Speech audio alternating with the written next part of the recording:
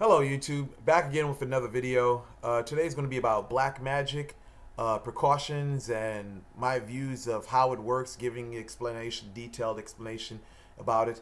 Well, I'm going to start off by saying, black magic, magic in general, when we talk about magic, you definitely have to have a rational and a logic mind before even entering into this. Before you can start delving into creativity, the mind has to be balanced and understand, and it has to understand logic.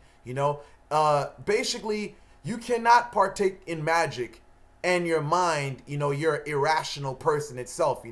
Basically, part of magic is basically being able to use deductive logic. Because therefore, let's just say, if you put work together, you want to be able to put the pieces together to know if your work is basically taking effect. Like, okay, if you do something with the illogical mind, you do something, okay, it's like, oh wow, why do I feel this way? Why do I feel that way? You're over exercising the equation itself, so magic in general, both sides of magic, whether it's positive or negative, you definitely have to have that logical mind itself. Basically, when it comes down to black magic, let's just say this: black magic is pretty much, I don't even like to use the word black magic, but I'm just going to use it for the sake of what I'm doing. Black magic is the opposite of positive magic or white magic. Black magic is destructive, counterproductive, basically, not to say that it is something that doesn't serve a purpose. It serves a purpose, but therefore it serves a purpose on the line of destroying or breaking things down. This is like an opposite form of energy, where yes, some people may say philosophically there's no such thing as good and bad. Well, yes, there is. These are labels that humans have put on things to decipher between two manifestations. Now let's talk about the Abrame magical squares. A lot of these magical squares, let's just say they have a lot of magical squares in the Abrame grimoire, which basically breaks, which has a lot of influence of negative or demonic entities itself. And the thing about these magical squares is that it's basically the effects that they cause in the world, they're caused due to the manifestation of the energy that they're carrying. Prime example I'm gonna give: once I had this, I used one of the magical squares before, and I was just testing it for my own scientific purposes with magic. Where basically the talisman was supposed to cause arguments and fights. Now, for me, I go through my ritual to find out how to activate these things, these magical squares. You can just copy a magical square from a book. Some people think they can do that and just it works all of a sudden. No, there's a whole procedure which goes about activating these magical squares. So moving forward, I walked inside the corner daily store, basically, again, the magical talisman I had was supposed to cause like fights and quarrels and so anyway, I get into the store. As soon as I walk in the store, now I have the talisman from my house. It was like, what, 5 minutes before that I basically powered it up. So I happen to be walking down the street. I go inside the store. I hear a big fucking argument going on in the store. Wow, big argument. Guy talking about he's going to shoot the cat whatsoever. So I was like, oh, wow, I see. But the only thing about that was that I was protected in that. It just caused that in the environment. The thing is this: that was a form of black magic in a sense, because it was a negative that, the force of that, caused that to manifest in the environment.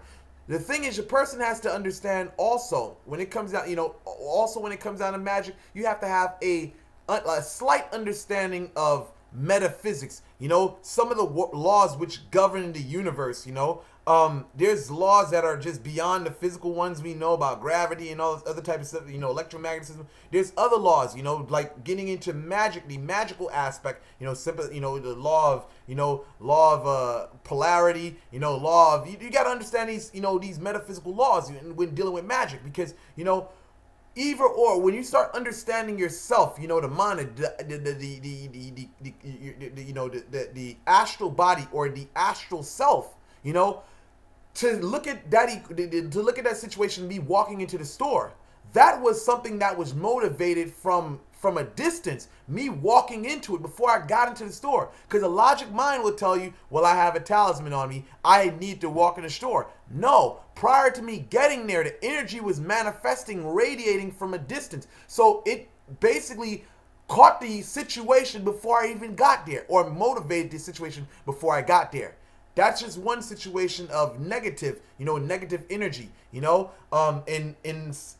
also in the sense of black magic. But the only thing is, I'm going to go into detail, a little bit more into detail about the magical square situation. The thing is, those squares are used for black magic to harm people.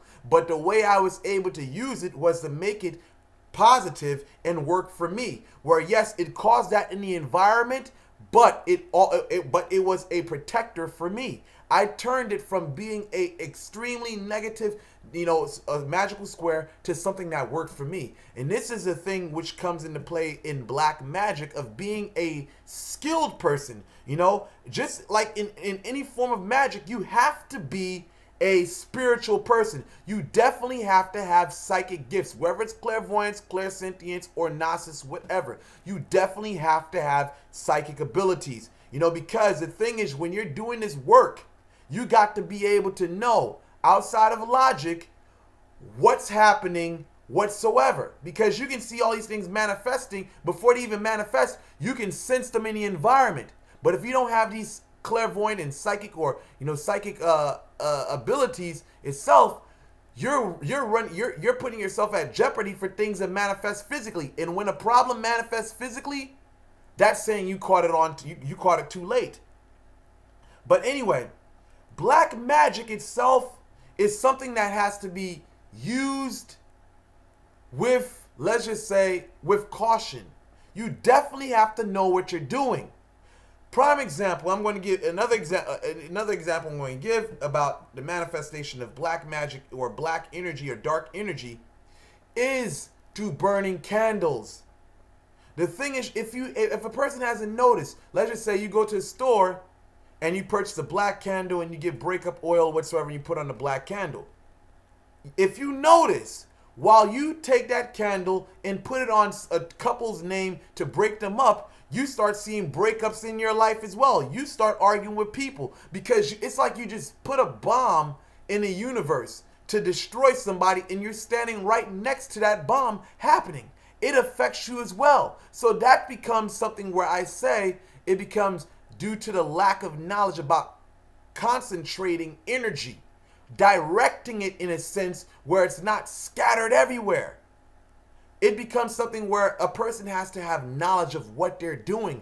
Just because something is written in a book, it doesn't mean that it is correct.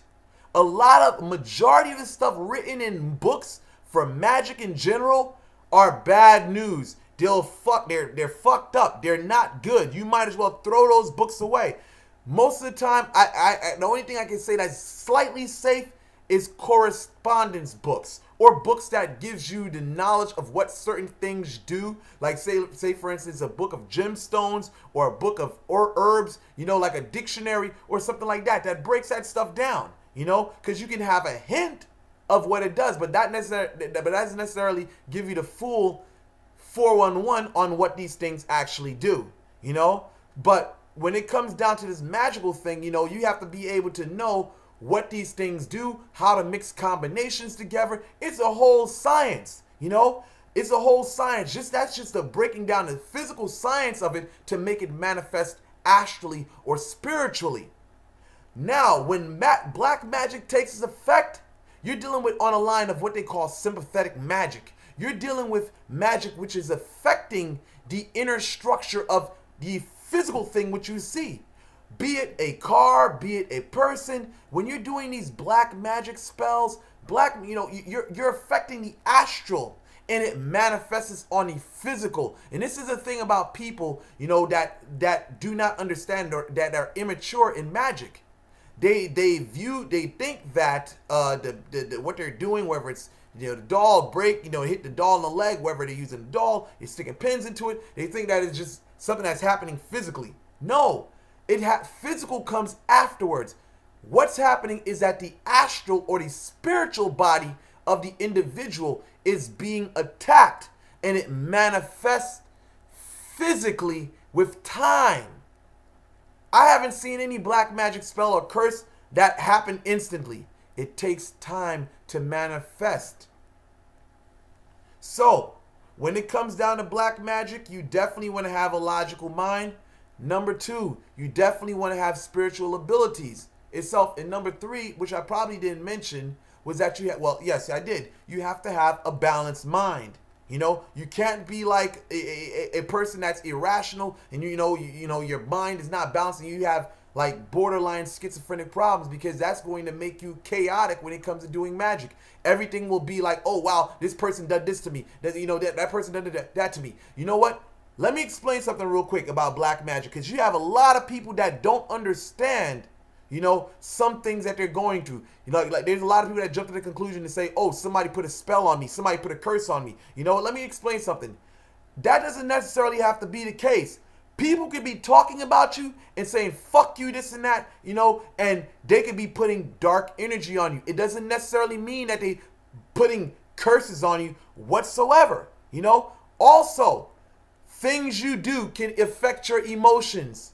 Food you eat can affect your emotions as well. So if you're feeling down, you're feeling bad, you should do a check on the things that you're doing in your life before you jump to the conclusion and say somebody is doing something to you. Because I get a lot of customers which come to me with situations where they say, oh, somebody, and that's not even the case. So I conclude this video, and I hope that everything that I said was very informative. So with that, like and subscribe, and I am out. Peace out.